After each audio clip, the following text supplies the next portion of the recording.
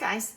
Remember the other day I said I didn't have enough the correct ingredients to make the Mississippi pot roast? Well, I do today because I didn't have pepperoncinis, but we were at the store earlier today.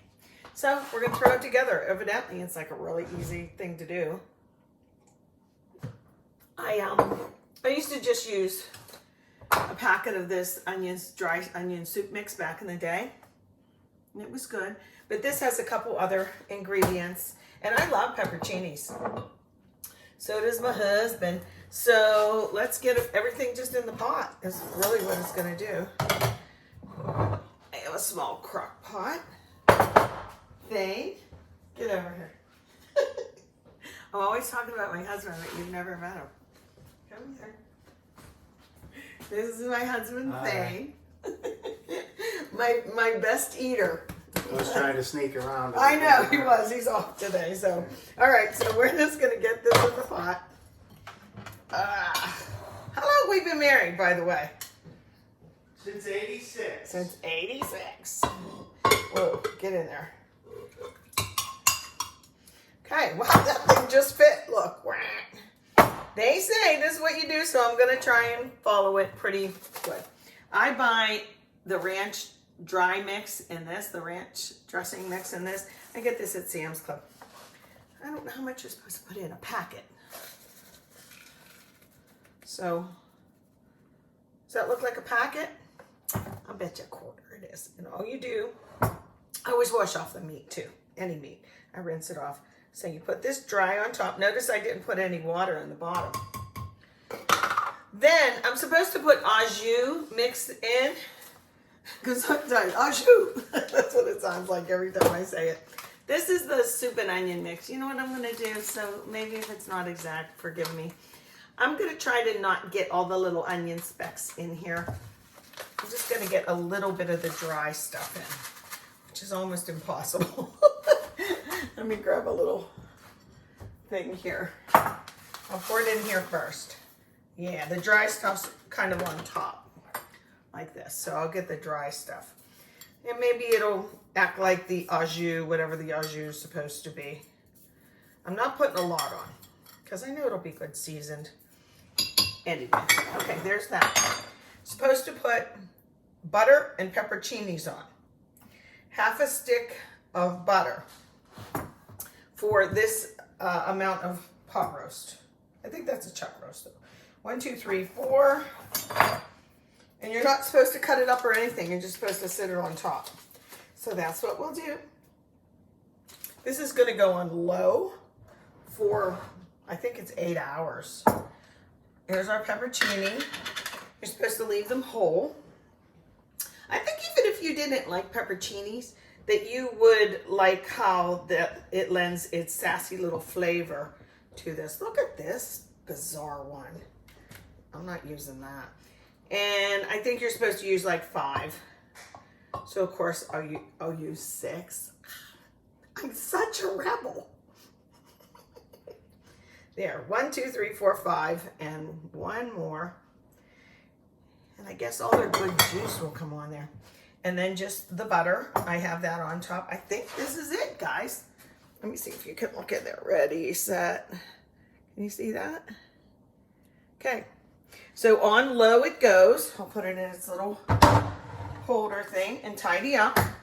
Put it on low. And I would imagine, you know, after cooking for X amount of hours, you could throw carrots and potatoes in there for the last, like, say, hour and a half, 2 hours. However tender you like them.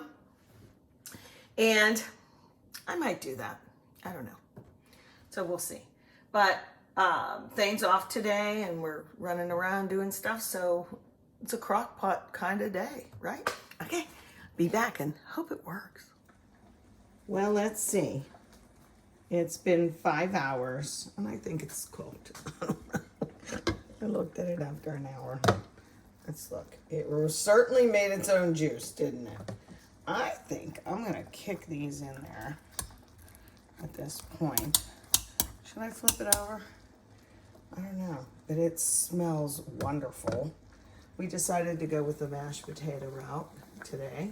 because I'm figuring there's a lot of good au jus in there and I can turn that into gravy very easily. So let's do that. I'm going to put the roast in this little casserole dish so that I can, wow, hope I can get it out in one piece because it is definitely falling apart. Let me get a different utensil for that. Let's see. How about something like this that's a little wider? It's a little flimsy, but it's a little wider. Let's get you out of here. Okay. Leave all that juice in there because I'm going to make gravy. Okay. How about we put the pepperoncinis in there too? This is just the ranch and stuff that was on top, I think. Because I didn't flip it. I was thinking I should flip it. But, you know, I should have used my judgment instead of just the recipe. It didn't say to do that. So I'm going to get this in there. Wow, it does smell good. And keep it warm. And use that to make an awesome gravy. Okay, we moved over here. I'm going to, I drained the potatoes. I'm going to put a little bit of butter in now and put the lid on. I'm not quite ready to mash them, but that will get nice and melted down. Because what we're going to do is, I'm going to make the gravy in this. There's a couple different ways. Now, keep in mind, we didn't add liquid. That made a lot of liquid itself. Okay, get that in there, turn the gas on, get it melted down. I didn't use a scoop of this because it's best if you can kind of gauge how much butter you put in, or oil, fat, bacon grease, whatever, some kind of fat with a flour. So I know that this is 4 tablespoons. It doesn't have to be exact. I'm gonna get this out. I love this little whisk from IKEA because it sits flat. It's actually broken, look. Can you see it's broken? I don't care. Oh no, I have to reach up in this cupboard to get my flour. I'm gonna try and do that without hitting the top. I gotta push you down a little. See if I can reach it. Excuse me, guys. Oh, sorry. Okay, I got it. Skillet's still in the picture, right? Yes. Moving a little closer. What I'm doing is I'm melting the butter. I'm going to add equal amounts of flour. Then we're going to take any kind of the broth, juice, water, whatever, and add it in here. I think this is going to make a lot. I'm going to use my strainer too, because I like to strain whatever drippings that I have and catch out all the little bits that we don't want. You don't have to do that, but I find it makes a nicer, smoother gravy. And I'm just using AP flour. That's all-purpose flour. I keep a smaller container handy instead of bringing out my big jug of it. So, all right, let's get this in here. Like I said, this is going to make a lot. I can see. This is going to make a lot. It's sticking to the side, so I'm like getting the little crusties off the bottom. Okay, how much flour? I don't know. I mean, I don't know how many tablespoons, but I'm just going to do this. Broadcast it across. Maybe one more. I tend to use too much flour when I do this, so see, I probably did. So let me stir this around. And you want to stir it just until it's getting a little bit, it'll get a little bit browner, it'll get a little bit thicker, and the darker it gets, the more depth your gravy will have flavor.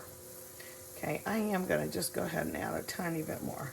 But it's pretty much supposed to be equal. It's not exactly equal, but it's supposed to be about that much. Okay, there we go. See, it's a little bit thick. I want it to cook out the flour taste now. Okay, gravy was one of the most requested things that when I was asking, like I polled my friends and I said, well, what is it that you want to learn how to cook more than probably any other thing? And I was surprised that so many people said gravy, because I think it's pretty easy. But it's just a method. But each time it can be a little different. You know, you can use, like I said, you can use broth or water or whatever. This is almost ready. Just have to eye it out. Want it to get a tad thicker and cook out that flour taste, you know. And like I said, I'm going to pour all of that liquid into here. Maybe I should write a little recipe card that tells just the method of gravy. I don't know if I did that already for somebody else. Okay, I'm going to go ahead and do this. Okay. Get my strainer. This isn't perfect, but I know it'll help. So I'm just going to do this and lay it there and hope for the best. This thing's still hot, so I need this. Ugh. If Thane was here, I'd say, can you hold that handle for me, please? Okay, so I'm just going to pour it in. You'll hear it sizzle. See what I mean? Just the little pieces that aren't desirable. And then I lift it up. Okay, see, that's in there. Yeah. But I don't want it. Put that over there. And then, of course, we're going to stir. The flour will thicken. That flour butter mixture was called a roux, of course, R-O-U-X. Okay, now I'm going to kick up the heat a little bit. I had it on low. There we go. This will be delicious. You can salt and pepper to taste. But, you know, we use some products in our little Mississippi pot roast version that have, I bet, sodium already in it. Like, you know, the ranch powder, that, not au jus, but the oniony pouch. I tried not to get too many onions in. Look, I did pretty good. There's not that many in there, but it flavored it. And you know what's really funny? I was surprised when I took the meat out. See, this is getting thicker already. We'll let it cook down on low a little bit. But that you could sense the pepperoncini. I wasn't like able to identify it right away, but I was like, what is that? Smelling so different, and that's what it was. So mashed potatoes with gravy. See the little bit of flour on the bottom there. Just kick it around, and then you keep this on low. You know what I like to do, guys? Especially if I'm having company being if my family's coming over or whatever too. I will make gravy way ahead of time and put it in a little crock pot, and then keep it on really low. And of course, who doesn't like the gravy to be really hot, right? Ever get a hot beef sandwich in a diner and it's like, this would be so good if only the gravy was hot, because then it makes everything else cold. Alrighty, so there's your gravy. Yum. Okay. And we're off to the races. Thanks for watching. On to mashed potatoes. I always do a pan that I can also use a mixer in. Like, you don't want to use a Teflon pan, but I just use one of these. Oh, that's still hot. Ooh. Okay, remember I just put butter in at this point. I like to mash them first with the butter. This is a skin-on potatoes, two different kind. Russets and some golden, some Yukon Golds. Okay, that's cause what I had. And you saw I put a little bit of butter in, get that melted, and then I am going to put a little bit of salt. You can always add more salt, but let's do that now. Mash, and then put your milk product in. I'm going to use half and half. I like half and half in mine. Okay, kind of squish things down. You don't need to see me doing these for too long, but they won't take long. Okay, usually they want to fly around at me, so. And because the butter's already in there, that's what you want. Get them soft. I'll turn this up in one sec. Okay. Talk amongst yourselves. Ready to fire it up? And let's go.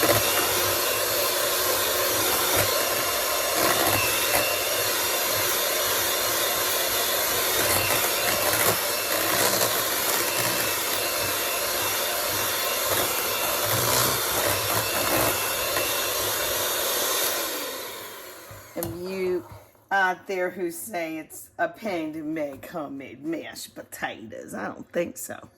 You won't need a lot of cream or milk or whatever kind you like. And now we'll just incorporate this. We don't need to even beat it so much because they're whipped up now. Let's get the sides done once.